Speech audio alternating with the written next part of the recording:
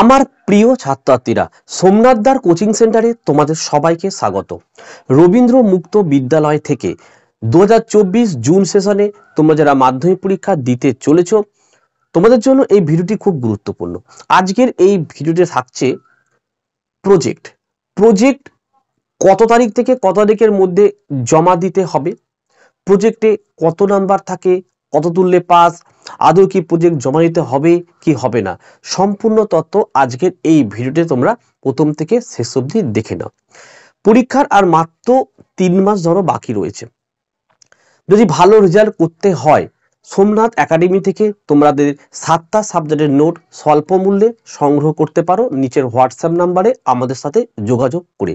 তোমাদের একদম নতুন সিলেবাস, 50% স্টুডেন্ট হয়তো এখনো তোমার হাতে বইও হয়তো পাওনি, সেক্ষেত্রে যদি নোটগুলো পড়ে যাও একটা ভালো রেজাল্ট অবশ্যই করতে পারবে।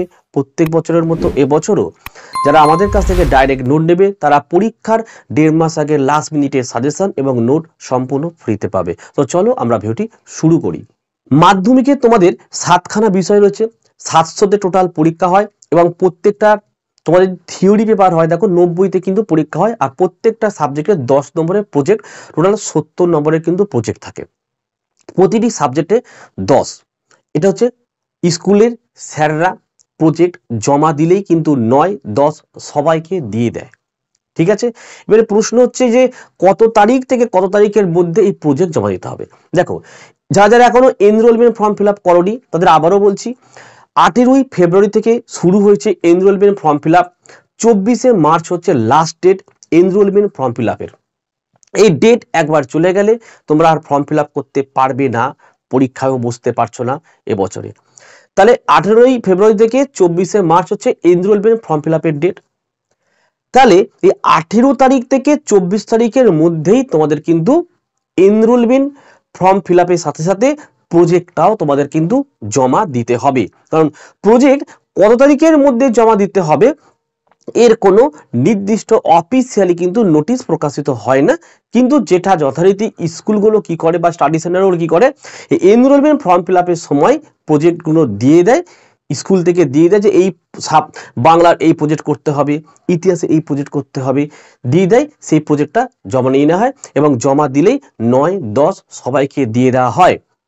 অর্থাৎ প্রজেক্ট একটা রেজাল্টের উপর খুবই গুরুত্বপূর্ণ কিন্তু এফেক্ট ফেলে, কারণ এটা ভালো নাম্বার ওঠে, 10-এর মধ্যে 9-10 সবাইকে দিয়ে দেওয়া হয়, হয়েছে।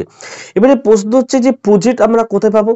যারা স্কুলে বা স্টাডি সেন্টারে পড়াশোনা করো তোমরা যোগাযোগ করো, প্রত্যেকটা স্কুলে কিন্তু দিয়ে দেওয়া হয়েছে প্রজেক্ট, কি করতে হবে।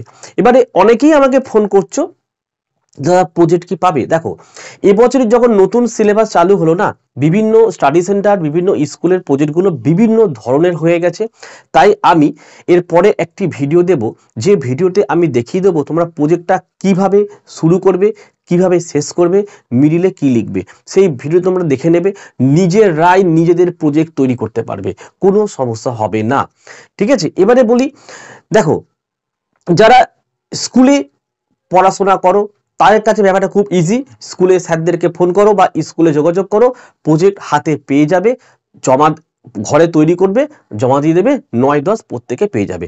যারা এজেন্টদের কাছে ভর্তি হয়েছো তাদের কিন্তু সমস্যা, তারা কিন্তু বিভিন্নভাবে ফেঁসে যাবে। আমি বারবার বলি যে যা করবে সরাসরি ডাইরেক্ট স্কুলে তোমরা অ্যাডমিশন নাও, তোমাদের কাছে কিন্তু হয়তো বলবে 7টা সাবজেক্টের জন্য 3000 টাকা বা 5000 টাকা, তোমাদের কিছু কিন্তু একটা টাকা চেয়ে নেওয়া হবে, ঠিক আছে। কারণ এই যে প্রজেক্টগুলো স্কুল থেকে দিয়েছে না, এজেন্টরাই স্কুলের স্যারদেরকে বলে দেবে, নাম্বার কিন্তু দিয়ে দেবে, কিন্তু এই টাকাটা তোমাদের কাছ থেকে নিয়ে নেবে। তাই চেষ্টা করো যারা যারা রবীন্দ্র মুক্ত বিদ্যালয় থেকে অ্যাডমিশন নাও, নিজেরা স্কুলে গিয়ে অ্যাডমিশন নেবে, প্রচুর ভিডিও দেওয়া রয়েছে কোথায় কোথায় ভর্তি হবে, এবং আমি তোমাদের সব সময় হেল্প করি। নিজের হোয়াটসঅ্যাপ নাম্বারে আমাদের সাথে যোগাযোগ করবে কোনো সমস্যা হলে। তা কত তারিখের মধ্যে প্রজেক্ট জমা দিতে হবে জেনে গেলে, ঠিক আছে। প্রজেক্ট কি কি দিয়েছে স্কুলে গেলেই জেনে যাচ্ছ। তো এই ছিল আজকের ভিডিওটা, যদি কোনো সমস্যা থাকে তোমরা কমেন্ট করে জানাও, আমি অবশ্যই তোমাদের কমেন্টগুলো পড়বো, এবং কোনো সমস্যা থাকলে হোয়াটসঅ্যাপও আমার সাথে যোগাযোগ করে দিতে পারো। তাহলে আজকের ভিডিওটি আমি এখানে শেষ করছি। যারা নতুন তারা চ্যানেলটিকে অবশ্যই সাবস্ক্রাইব করো এবং পাশে থাকা বেল আইকন প্রেস করে অল নোটিফিকেশনটাকে অন করো, তাহলে আমি যখনই কোনো ভিডিও আপলোড করবো সবার প্রথমে যেন তোমার কাছে পৌঁছে যায়। তাহলে আজকের ভিডিও আমি এখানে শেষ করলাম, তোমরা প্রত্যেকে ভালো থেকো এবং সুস্থ থেকো।